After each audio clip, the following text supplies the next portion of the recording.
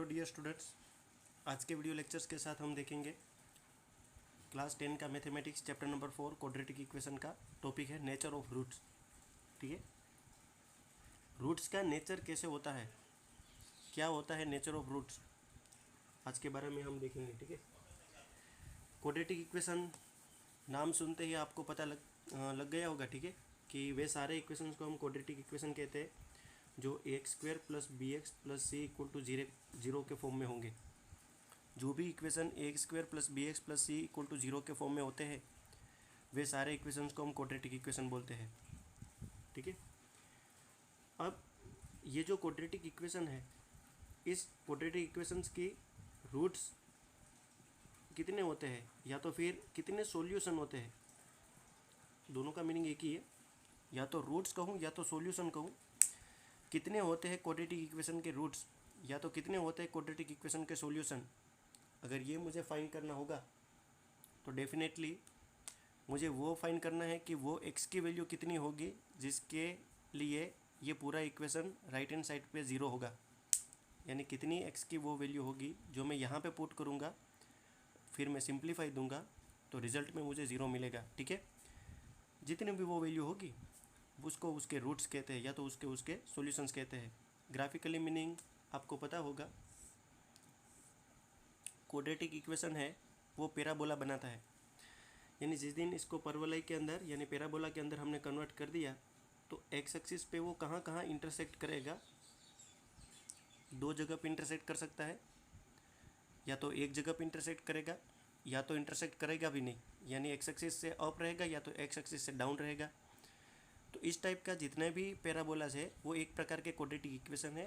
और जिस दिन वो एक्स एक्सिस को 2 जगह पे इंटरसेक्ट करेगा, मानो उसके 2 रूट्स होंगे या तो 2 सॉल्यूशंस होंगे। क्वाड्रेटिक इक्वेशन एक्स एक्सिस को एक भी जगह पे इंटरसेक्ट नहीं करता तो हम ये बोलते हैं कि उसके रूट्स नहीं होते। और अगर क्वाड्रेटिक इक्वेशन कोई पैराबोला को एक ही जगह पे इंटरसेक्ट करेगा तो उसका एक ही सॉल्यूशन होगा।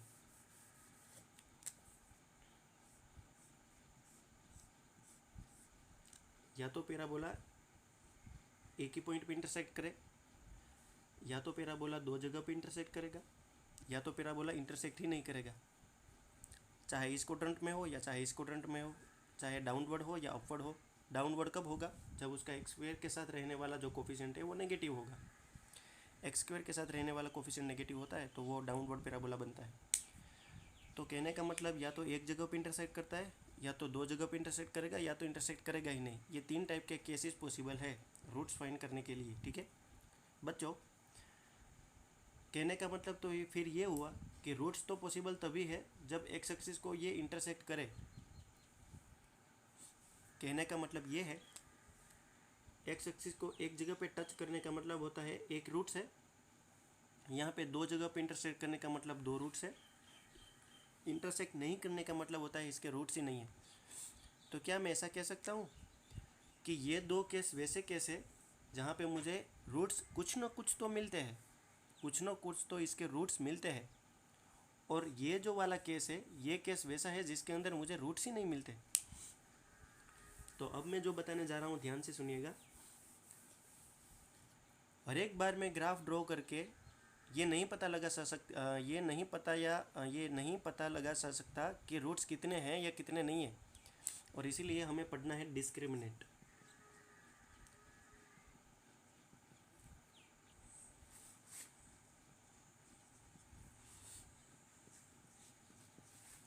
डिस्क्रिमिनेंट को कैपिटल D से रिप्रेजेंट किया जाता है, और डिस्क्रिमिनेंट है वो b² - 4 × AC से मिलता है। b² - 4 AC से डिस्क्रिमिनेंट मिलता है। ये डिस्क्रिमिनेंट बड़ा इंपॉर्टेंट है बच्चों। अब आप यहाँ पे देखिए क्या होता है ये D, क्या होता है b² 4 AC। तो देखिए जब आपको क्वाड्रेटिक इक्वेशन दिया जाता है ax² + bx + c = 0 के फॉर्म में जब होता है तो यहाँ से आप लोग a की वैल्यू, b की वैल्यू और c की वैल्यू बड़ी इजी तरीके से आप फाइंड कर सकते हो, और ये a b c की वैल्यू आपको यहाँ पे पुट करके डिस्क्रिमिनेंट फाइंड करना है।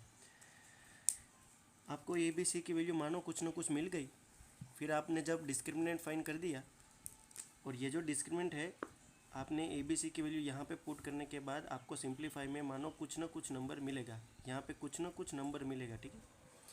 ये जो नंबर है, ये नंबर तीन तरीके के होते हैं, या तो ये नंबर पॉजिटिव होगा, या तो ये नंबर ज़ीरो होगा, या तो ये नंबर नेगेटिव होगा, या तो ये नंबर ज़ीरो होगा, अन्यथा ये नंबर पॉजिटिव होगा।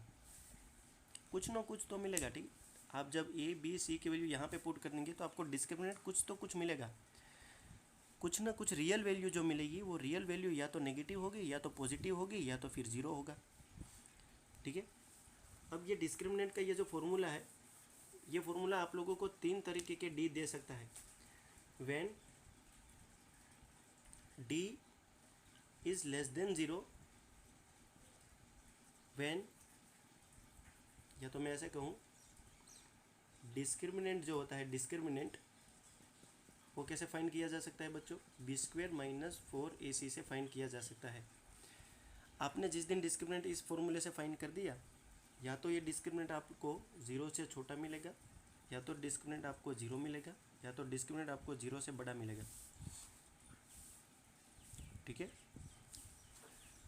जिस दिन discriminant is less than zero, उस टाइम पे आपको कहना है नो सॉल्यूशन, ठीक है, नो रियल सॉल्यूशन, या तो आप कह सकते हैं नो रियल रूट्स एग्जिस्ट। कोई रियल रूट्स एग्जिस्ट नहीं है। कब? जब डिस्क्रिमिनेंट आपको नेगेटिव मिलेगा। मैं अभी एग्जांपल स्टार्ट करूंगा तो आपको और ज़्यादा समझ में आएगा। पहले वीडियो लेक्चर को पूरा देखिए, ठीक है, पूरा देखना तभी पता चलेगा। नो रियल रूट्स एग्जिस्ट यानी इस इक्वेशन, ये बी ए और सी जो भी क्वाड्रेटिक इक्वेशन में से आए हैं, ये ए बी सी जो भी क्वाड्रेटिक इक्वेशन में से आए, ठीक है, उसके रियल रूट्स कोई भी है नहीं। इमेजनरी रूट्स है पर रियल रूट्स नहीं है। इमेजनरी रूट्स तो आपको 11th क्लास के कॉम्प्लेक्स नंबर में समझ में आएगा। No real roots are exist, ठीक है। जब डिस्क्रिमिनेंट जीरो होता है उस टाइम पे आपको कहना है कि roots are real and equal, real and equal, यानी क्वाड्रेटिक इक्वेशन के रूट्स है तो सही पर वो रियल भी है और इक्वल भी है, यानी कोई ना कोई रियल नंबर होगा और दोनों वैल्यू एक जैसी होगी। यानी आप x की जो वैल्यू, यहाँ पे x की वैल्यू कुछ नहीं मिलेगी पर यहाँ पे x की वैल्यू आपको मिलेगी क्वाड्रेटिक इक्वेशन के लिए, जो दोनों एक जैसी होगी। और यहाँ पे roots are real and distinct, roots are real and distinct. Distinct क्यों मैंने लिखा? क्योंकि आपको जिस दिन डिस्क्रिमिनेंट जीरो से बड़ा मिलेगा, मानो कोई पॉजिटिव डिस्क्रिमिनेंट मिलता है, उस टाइम पे आपको याद रखना है कि जो इसके रूट्स है वो रियल नंबर में से आएगा और हर एक एक्स की वैल्यू डिफरेंट मिलेगी। हम एग्जांपल करते हैं, ठीक है, हम एग्जांपल करेंगे तो आपको और ज़्यादा समझ में आएगा। जैसे कि मुझे क्वेश्चन दिया जाए x square minus 4x plus 1 equal to 0 और कहा जाए find discriminant, find the discriminant, ठीक है। इस क्वेश्चन का डिस्क्रिमिनेंट मुझे फाइंड करना है। तो इस इक्वेशन में से अगर देखो ए की वैल्यू 1 हुई, एक्स स्क्वेयर के साथ रहने वाला कोफिशिएंट, बी की वैल्यू नेगेटिव 4 हो गई, एक्स के साथ रहने वाला कोफिशिएंट, और सी की वैल्यू हो गई 1। Now discriminant d equal to, we can write down b square minus 4ac। B square minus 4ac में बी की वैल्यू -4 का square, -4 into a into c. a we know that it is 1 and c we know that it is 1. So -4 का even exponent यानी positive 16 देगा, -4 1 जा 4 and 4 1 जा 4, so it becomes 4. तो आप लोगों को डिस्क्रिमिनेंट कुछ इस प्रकार से मिलेगा बच्चों,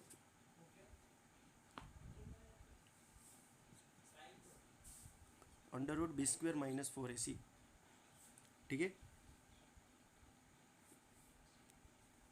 डिस्क्रिमिनेंट का फॉर्मूला रूट के अंदर होता है, under root b square minus 4ac। तो 16 में से अगर 4 निकलेगा बच्चों तो ये रहेगा आपके पास 12 यानी 12 को तो मैं लिख सकता हूँ 4 3 जा 12, और 4 बाहर निकले के आएगा 2, यानी 2√3। तो आप यहाँ पे देखिए आपको जो डिस्क्रिमिनेंट डी मिला वो 2√3 मिला, मतलब डी जो है वो पॉजिटिव है, मतलब 0 से बड़ा मिला। डी कैसा मिला? 0 से बड़ा मिला। तब हम कह सकते हैं कि ये जो क्वाड्रेटिक इक्वेशन है, इस क्वाड्रेटिक इक्वेशन के लिए जो रूट्स होंगे, यानी एक्स की जो वैल्यू होगी वो रियल भी होगी और डिस्टिंक्ट भी होगी, यानी डिफरेंट डिफरेंट भी होगी, डी इज ग्रेटर देन 0 होने के कारण। दूसरा मीनिंग इसका ये हुआ कि एक्स स्क्वायर का जो रूट्स है, यानी एक्स की जो वैल्यू मिलेगी वो आपको 2 मिलेगी और डिफरेंट डिफरेंट मिलेगी। ग्राफिकली मीनिंग समझ लो, एक्स की वैल्यू जो 2 भी मिलेगी वो इस प्रकार से भी हो सकती है, यानी एक्स की वैल्यू यहाँ से भी मिल सकती है और यहाँ पे भी मिल सकती है, जिसको हम रूट्स बोलते थे अब तक। फैक्टराइजेशन से भी हम फाइंड कर सकते थे। या तो फिर ये एक्स इस प्रकार से भी होगा, या तो ये इस प्रकार से भी होगा। कहने का मतलब दोनों वैल्यू अलग अलग होगी, डिफरेंट डिफरेंट टाइप की होगी, डिस्टिंक्ट होगी। इसका मतलब ये हुआ कि ये वाला जो ग्राफ है वो एक्स एक्सिस को 2 जगह पे कट करेगा। ठीक है, डिस्क्रिमिनेंट कैसे फाइंड किया आप लोगों को पता चल गया। एक और एग्जांपल मैं लेता हूँ डिस्क्रिमिनेंट फाइंड करने का। Question number 1, 4x² + 12x + 9 = 0। ये क्वाड्रेटिक इक्वेशन है। इस क्वाड्रेटिक इक्वेशन के मुझे डिस्क्रिमिनेंट फाइंड करना है। तो इसका डिस्क्रिमिनेंट कैसे फाइंड करेगा? यहाँ पे a की वैल्यू कितनी है? 4, b की वैल्यू है 12 एंड c की वैल्यू है 9। तो डिस्क्रिमिनेंट d = √b² - 4 × ac। ये फॉर्मूला आप याद रख लेना बच्चों। √b² यानी 12 का स्क्वायर -4 × 4 × c यानी 9। इसके कैलकुलेशन आप करोगे तो 12 का स्क्वायर होता है 144 माइनस 9 × 4 × 4 यानी 16 × 9 होगा। तो √144 माइनस 16 9 जा होगा 144, यानी ये वैल्यू मिली 0।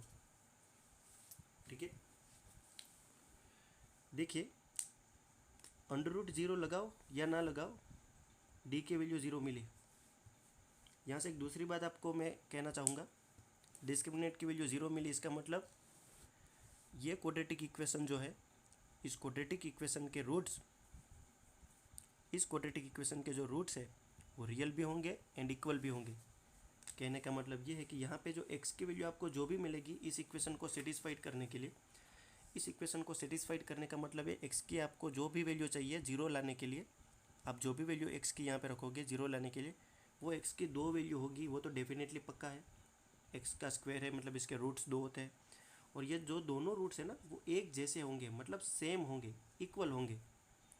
इसीलिए हम कहते हैं व्हेन d = 0, व्हेन d = 0 हम लिख सकते हैं roots are real and equal. देखिए डिस्क्रिमिनेंट के फॉर्मूला में आप रूट लगाओ या रूट ना लगाओ, b² - 4ac तो लिखना ही है। ठीक है, यानी अगर आपने डिस्क्रिमिनेंट फाइंड कर दिया,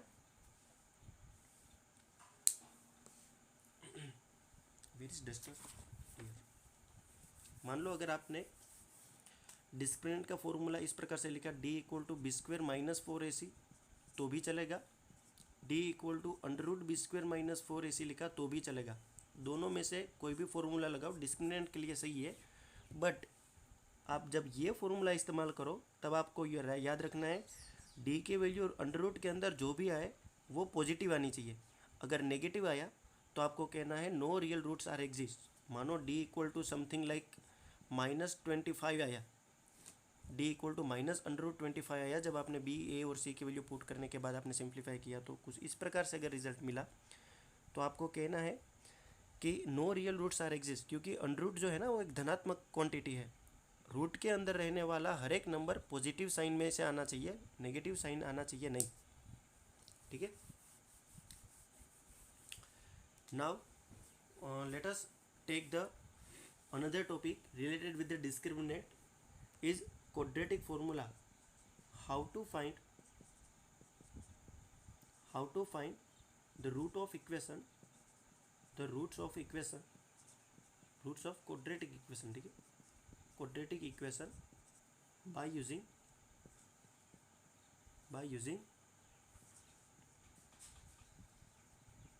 क्वाड्रेटिक फॉर्मूला। क्वाड्रेटिक फॉर्मूला के यूज़ करके हम कैसे कोई भी क्वाड्रेटिक इक्वेशन के रूट्स फाइंड कर सकते हैं। यानी अब तक जो आप फैक्टराइजेशन से एक्स की वैल्यू फाइंड करते थे वही काम अब हमें क्वाड्रेटिक फॉर्मूला का यूज़ करके करना है, ठीक है। क्वाड्रेटिक फॉर्मूला को तो हम श्रीधर आचार्य फॉर्मूला भी कहते हैं, क्योंकि इस फॉर्मूला का इन्वेंशन श्रीधर आचार्य जी ने किया था। इसीलिए बच्चों, क्वाड्रेटिक फॉर्मूला का यूज़ करके क्वाड्रेटिक इक्वेशन के रूट फाइंड करो। इस प्रकार का अगर कोई क्वेश्चन एग्जाम में आपको बोर्ड के एग्जाम आए है, या तो फिर आपको अगर ये कहा जाएगा कि क्वाड्रेटिक इक्वेशन के रूट फाइंड कर लीजिए by using Shridhar Acharya formula, तो भी आपको सेम अप्रोच लगाना है जो अभी मैं कहने जा रहा हूँ वो, ठीक है। तो आई होप आप लोग रेडी हो जाइए। आज हम नया फॉर्मूला सीखेंगे जिसके दम पर हम कोई भी क्वाड्रेटिक इक्वेशन हमारे पास होगा हम उसको सोल्व कर सकते हैं, ठीक है। तो चलो स्टार्ट करते हैं। पहले मैं आपको बता दूँ कि क्वाड्रेटिक इक्वेशन या तो क्वाड्रेटिक फॉर्मूला जो होता है, जिसको दुनिया श्रीधर आचार्य फॉर्मूला भी कहते हैं, श्रीधर आचार्य का फॉर्मूला या तो क्वाड्रेटिक फॉर्मूला एक ही है, वो है -b प्लस और minus √b² - 4ac divided by 2a। -b plus और minus √b² - 4ac divided by 2a। Again repeat करिए मेरे साथ, -b प्लस और minus √b² - 4ac divided by 2a। बच्चों, अगर स्कूल स्टार्ट होती, ऐसी विकट परिस्थिति हमारे सामने ना होती, और अगर स्कूल स्टार्ट होती जब आप मेरे सामने ऐसे लाइव प्रसारण के माध्यम से नहीं पढ़ते, पर मेरे सामने ऐसे आप रूबरू पढ़ते, ठीक है, तो आपको मैं ये बात का सिद्धांत भी प्रूव कर देता कि -b प्लस और minus √b² - 4ac divided by 2a, ये वाला जो फॉर्मूला है, ये फॉर्मूला इस महाराज ने कैसे, श्रीधर आचार्य जी ने हमारे सामने कैसे प्रस्तुत किया होगा।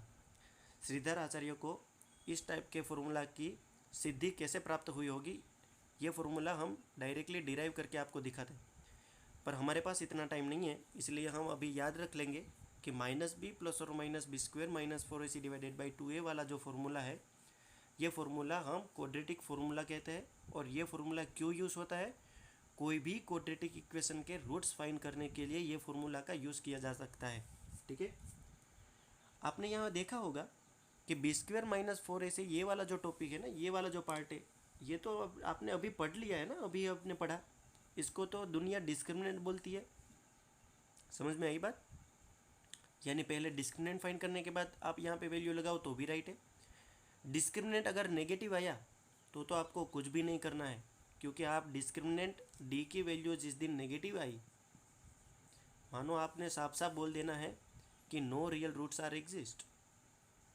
When d equal to negative, then we can say that no real roots are exist. No real roots are exist.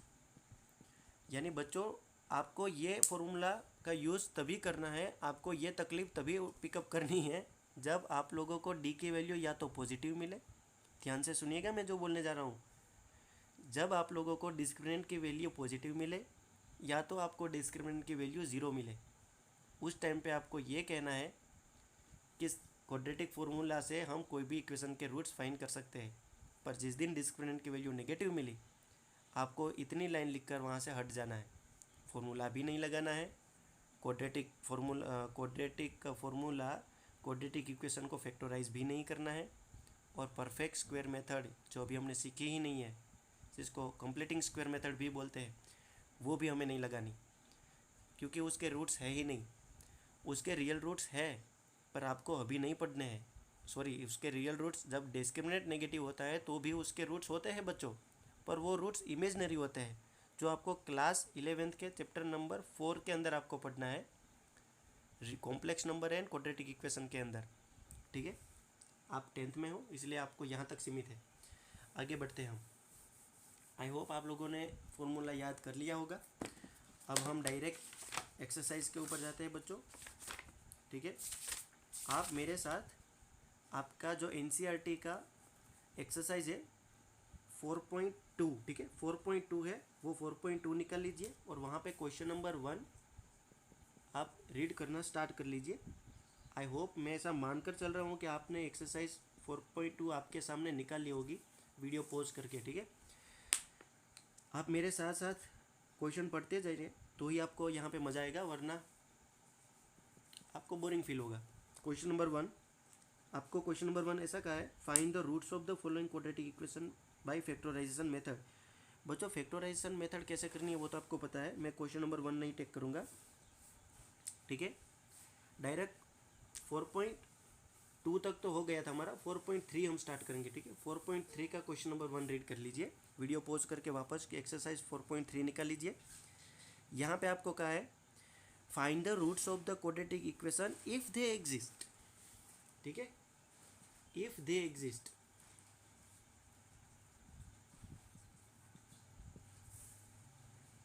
If they exist, अगर रूट्स एग्जिस्ट करते हैं तो ही आपको फाइंड करने हैं। यानी पहला क्वेश्चन है 2x² minus 7x plus 3 equal to 0। अब आप सोचिए बच्चों, कोई भी इक्वेशन के रूट कब एग्जिस्ट करते हैं? कोई भी इक्वेशन के रूट तभी एग्जिस्ट करते हैं जब या तो डिस्क्रिमिनेंट आपका 0 मिले या तो आपका डिस्क्रिमिनेंट 0 से बड़ा मिले। ये दो ही केस के अंदर हम कह सकते हैं कि रूट्स एग्जिस्ट करते हैं। डी इक्वल टू 0 होगा तब रियल रूट्स इक्वल एग्जिस्ट करेंगे, यानी दोनों रूट्स इक्वल होंगे। और डिस्क्रिमिनेंट जब 0 से बड़ा होगा तब हम कह सकते हैं कि roots are real and distinct, यानी इस केस के अंदर भी रूट्स रियल तो होंगे पर दोनों वैल्यू x की डिफरेंट मिलेगी। इस केस के अंदर दोनों रूट्स की वैल्यू सेम मिलेगी पर होगी तो रियल। बस यही एक केस ऐसा है जो आपको रियल रूट्स देने के लिए तैयार नहीं है, यानी when the d is less than 0 then there are no real roots are exist, imaginary roots only exist, ठीक है। और इमेजिनरी रूट्स का टॉपिक हम नेक्स्ट क्लास के अंदर पढ़ेंगे। प्यारे बच्चों, 2x² minus 7x plus 3 equal to 0 के अंदर आपको तो पता ही होगा a की वैल्यू क्या है 2, b की वैल्यू है -7 और c की वैल्यू है 3। Now let us start the d equal to b² minus 4ac। What is this? It is a basic formula for find the discriminant. So let us put the value from here. B² is nothing but it is a -7 minus 4 multiplied by a multiplied by c. We know that a is 2 and c is 3. We know that 7 का square 49 होता है, negative होने के बावजूद भी even है, इसीलिए कोई दिक्कत नहीं है। 4 2 ज़ा 8 and 8 3 ज़ा 24। बच्चों जब 49 में से 24 की सब्ट्रैक्शन करेंगे हम तो यहाँ पे 5 बचेगा, 5 6 7 8 9 और यहाँ पे बचेगा 2। बच्चों आपको डिस्क्रिमिनेंट कैसा मिला देखिए ना, डिस्क्रिमिनेंट आपको 25 मिला और वो भी पॉजिटिव मिला, मतलब ये वाला केस डिस्क्रिमिनेंट 0 से बड़ा मिला। तो हम यहाँ पे लिख सकते हैं here d is greater than 0 then roots are real भी होंगे एंड डिस्टिंक्ट भी होंगे, रियल भी होंगे एंड डिस्टिंक्ट भी होंगे, ठीक है। डिस्टिंक्ट, ठीक है, रूट्स रियल भी होंगे एंड डिस्टिंक्ट भी होंगे। चलो फाइंड करते हैं श्रीधर आचार्य जी के फॉर्मूला से। आपने वीडियो पॉज करके ये पार्ट लिखना था, आपने लिख लिया होगा आई होप, ठीक है। इक्वेशन मेरे पास क्या था बच्चों, 2x² minus 7x plus 3 equal to 0 था और मुझे d कितना मिला 25 मिला अभी। तो मैं यहाँ पे लगा सकता हूँ x इक्वल टू श्रीधराचार्य का जो फॉर्मूला है वो माइनस बी प्लस और minus under root b² minus 4ac divided by 2a minus b plus और माइनस। बच्चों इस फॉर्मूला को तो मैं d बोलता था ना, क्योंकि ये तो d का फॉर्मूला था, divided by 2a equal to के नीचे इक्वल टू माइनस का माइनस, देखिए माइनस का माइनस और फिर b की वैल्यू में पुट करूंगा जो -7 है, ध्यान से यहाँ पे रखना, ठीक है। प्लस और minus under root D, D की वैल्यू तो मुझे पता है 25 है, so let us put here 25 divided by 2 multiply by A की तो वैल्यू है 2, मतलब यहाँ पे रखूँगा 2। आप यहाँ से सिंप्लीफाई कर सकते हैं साइड में, ठीक है। माइनस का माइनस, सॉरी माइनस माइनस यहाँ से, ठीक है, यहाँ से इधर से इधर इधर यहाँ से माइनस माइनस प्लस यानी 7 प्लस और माइनस एज इट इज़। 125 को तो मैं 5 बोलूँगा, डिवाइडेड बाई 2 2 जा 4। प्यारे बच्चों, यहाँ से दो केसेस आपको नज़र में आ गए होंगे। पहला केस है 7 + 5 डिवाइडेड बाई 4 एवं दूसरा केस है 7 - 5 डिवाइडेड बाई 4। आपको दिख गया होगा यहाँ पे प्लस और माइनस साइन है, तो मैंने दो केसेस को डिफरेंट तरीके से ले लिया। 7 + 5 तो होता है 7 8 9 10 11 और 12, यानी ये हो गया 12/4 और ये हो गया 5 6 एंड 7 यानी 2/4। इसने दिया 4 3 जा 12 यानी 3 और इसने दिया 2 2 जा 4 यानी 1/2। तो बच्चों अब आप यहाँ पे देख लीजिए, x की जो दो वैल्यू है, x की दो वैल्यू होगी, एक 3 और दूसरी x की जो वैल्यू है वो होगी 1/2। तो देखा ना, आपको दो वैल्यू मिली और दोनों वैल्यू डिफरेंट मिली, और इसीलिए मैंने लिखा था roots are real and distinct, roots are real and distinct. ये इसीलिए लिखा था क्योंकि मुझे d की वैल्यू 0 से बड़ी मिली थी, 25 मिली थी, याद है ना। और वो जो दो रूट्स है वो 3 है और एक 1/2 है। अब आप मुझे अपना थोड़ा दिमाग दौड़ा कर बताओ कि इसका ग्राफ इनमें से कौन सा होगा, ये तीनों ऑप्शन में से ग्राफ कौन सा होगा। ये दो वैल्यू को देखकर आपको पता लगाना है इनमें से कौन सा ग्राफ होगा। क्या ग्राफ ऐसा होगा, क्या ग्राफ ऐसा होगा, क्या ग्राफ ऐसा होगा। मैं थोड़ी देर के लिए 5 सेकंड के लिए मैं अपनी बकबक बंद कर देता हूँ। आपको देखकर पता लगाना है कि x की वैल्यू जब ये 2 होती है तब इनमें से कौन सा ऑप्शन करेक्ट है। 3 2 1 स्टॉप। ठीक है बच्चों, आप लोग बिल्कुल करेक्ट हो। इनमें से करेक्ट वाला जो ऑप्शन है वो ऑप्शन ये वाला होगा, क्योंकि यहाँ पे जो पॉइंट है वो भी पॉजिटिव है, यहाँ पे रहने वाला पॉइंट भी पॉजिटिव है और दोनों केस मुझे पॉजिटिव मिले इसीलिए।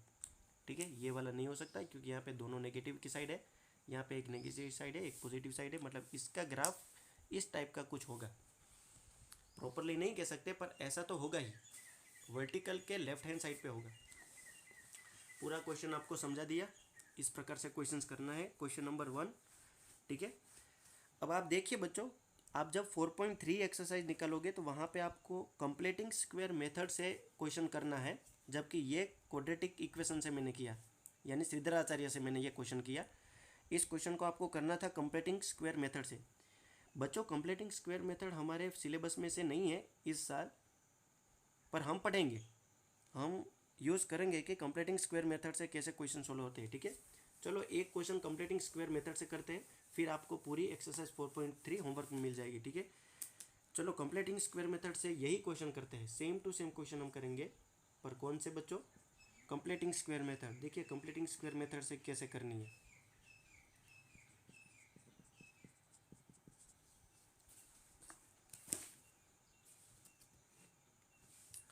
To x square minus 7x plus 3 equal to 0। यहाँ पे हमें x की दो वैल्यू मिली थी, एक मिली थी 3 और दूसरी मिली थी 1/2। अब यही वैल्यू हम वापस फाइंड करेंगे by using the completing square method. देखो बच्चों, जो रूट्स होते हैं ना, रूट्स, इक्वेशन के रूट्स फाइंड करो, ऐसा कहा जब कहा जाता है, मतलब आपको x की वो वैल्यू फाइंड करनी होती है जहाँ पे इक्वेशन 0 हो, पुट करने के बाद, उसको कहते हैं रूट्स। अब ये जो रूट्स है वो कितने हो सकते हैं, मैक्सिमम 2 हो सकते हैं क्योंकि क्वाड्रेटिक इक्वेशन है। इतना ही नहीं, ये रूट्स फाइंड करने का जो मेथड था, जो तरीके थे, वो हमने अब तक कितने देखे, 2 मेथड्स देखी। एक मेथड थी फैक्टराइजेशन,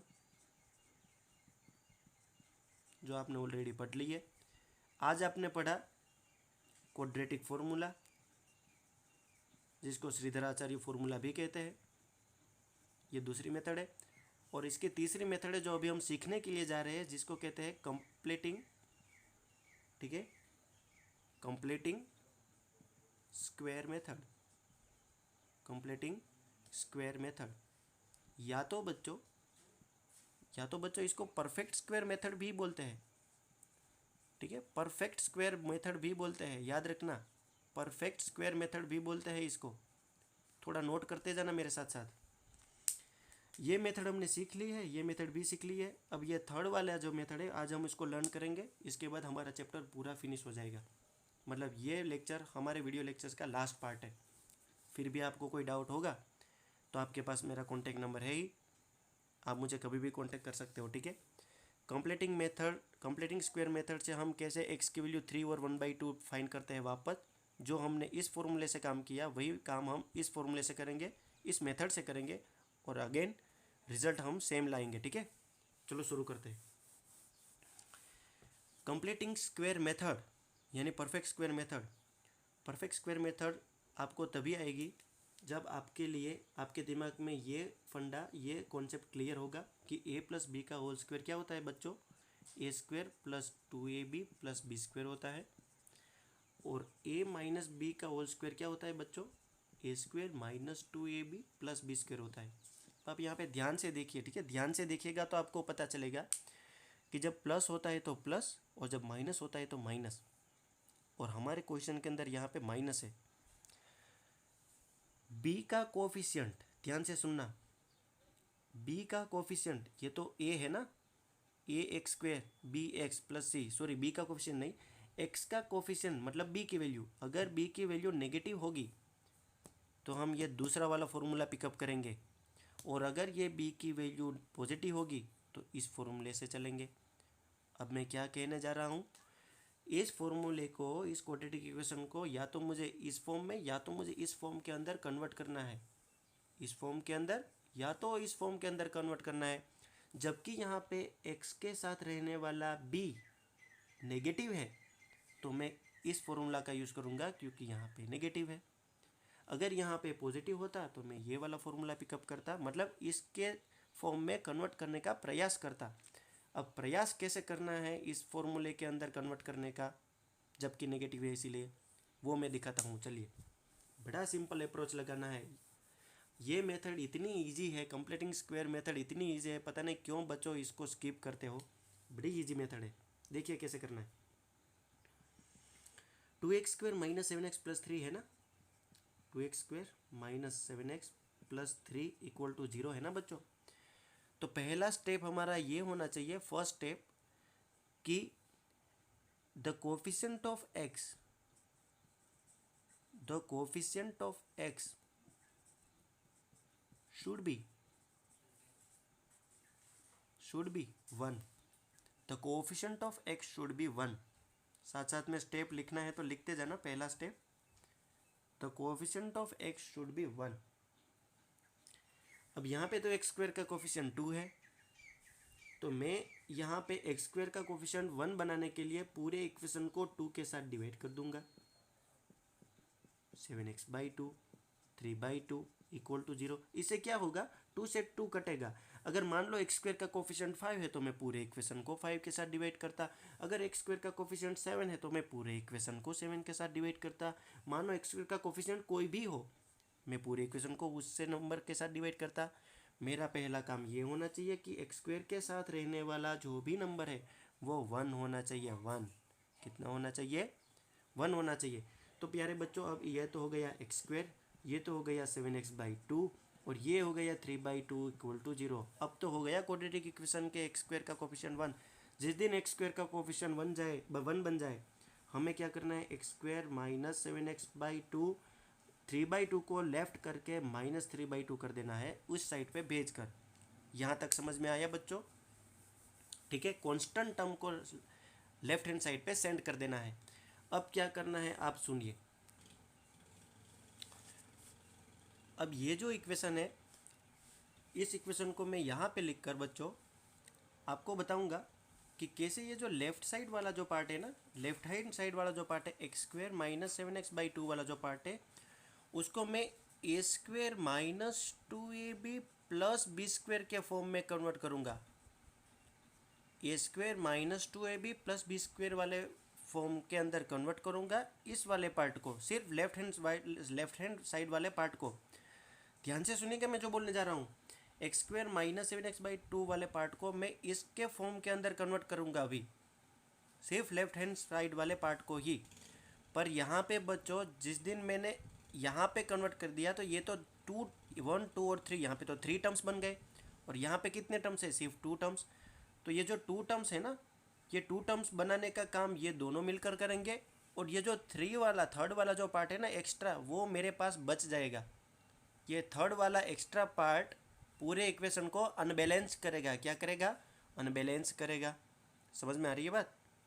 ये वाला जो टर्म है ना, ये वाले टर्म को मैं a² माइनस 2ab के फॉर्म में कन्वर्ट करूँगा, पर थर्ड वाला जो टर्म है वो बच जाएगा।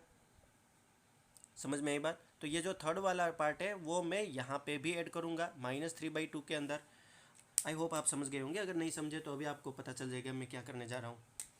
पहले लिख दूँ x² minus 7x/2 equal to -3/2। अब देखिए यहाँ पे a² minus 2 time a b plus b² equal to -3/2।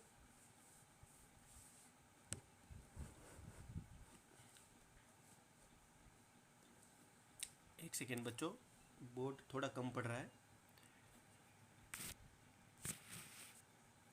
हाँ, x² minus a² minus 2ab plus b² equal to -3/2 plus यहाँ पे वापस b², जो b² एक्स्ट्रा है वो b² यहाँ पे डाल दिया मैंने। x², अब आप सोचो x² कब होगा, जब यहाँ पे मैं x पुट कर दूंगा तो x² हो जाएगा -2ab।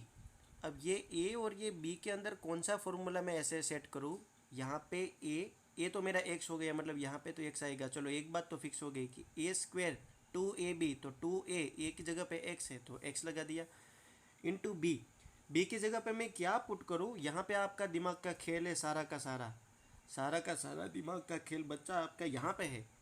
यहाँ पे 2b की वैल्यू क्या पुट करेगा कि जिसके दम पर आपको 7x/2 मिले। क्या मिले, 7x/2।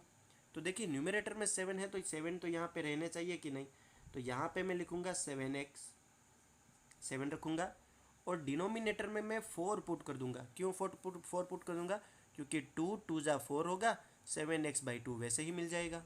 समझ में आया ना।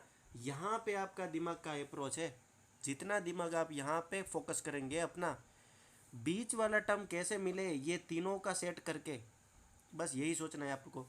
ये 7/4 मेरा b हो गया तो इसको मैं यहाँ पे लगा दूंगा, और ये 7/4 को मैं यहाँ पे लगा दूंगा क्योंकि b² है। ठीक है, ये b² मेरा एक्स्ट्रा है, ये b² मेरा एक्स्ट्रा है, तो ये कट हो जाएंगे तो एज इट इज़ फॉर्म मुझे मिलेगा।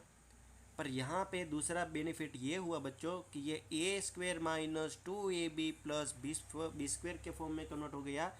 That's why we can write down a minus b का होल स्क्वायर। मैं क्या लिख सकता हूँ, a माइनस b का होल स्क्वायर। तो a माइनस b, a मेरा कौन है, x है, b कौन है, 7/4 है। तो मैं यहाँ पे x माइनस 7/4 का होल स्क्वायर कर सकता हूँ, equal to -3/2 as it is, plus ये हो गया 7 का स्क्वायर 49, और ये 4 का स्क्वायर हो गया 16। ठीक बच्चा। अब यहाँ पे देख, x minus 7/4 as it is का होल स्क्वायर इक्वल टू, यहाँ पे क्या करेंगे हम, 16 3 जा, एक सेकेंड, यहाँ पे 16 है, यहाँ पे 2 है, एलसीएम लूँगा मैं तो एलसीएम तो 16 आएगा। 16 पॉसिबल तभी है जब इसको 8 के साथ मल्टीप्लाई करो, इसको भी 8 के साथ मल्टीप्लाई करो, तो 8 3 जा कितना होगा, 24 होगा कि नहीं होगा, होगा। प्लस 49 डिवाइडेड बाय एक बार 16, कितनी बार 16 बच्चों, एक बार 16। तो यहाँ पे x minus 7/4 as it is का whole square equal to -24 plus 49 कितना होगा, 4 5 6 7 8 9, यानी यहाँ पे 5 होगा, इधर पे 2 होगा, जबकि 4 बड़ा है तो 25/16 होगा पॉजिटिव। ठीक है, अब both side taking square root.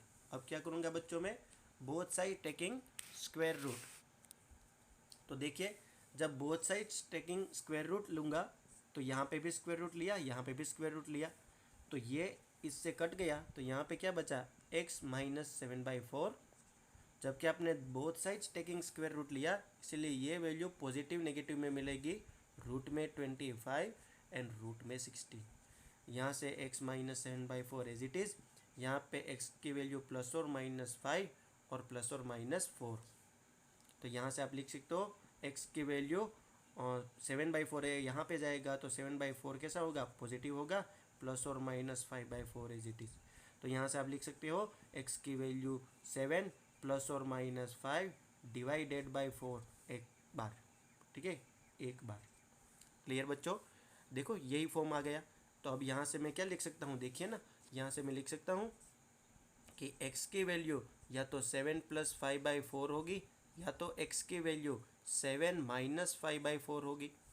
ठीक है, तो यहाँ पे x की वैल्यू क्या मिली, 7, 8, 9, 10, 11 और 12, 12/4 मतलब 3 मिला।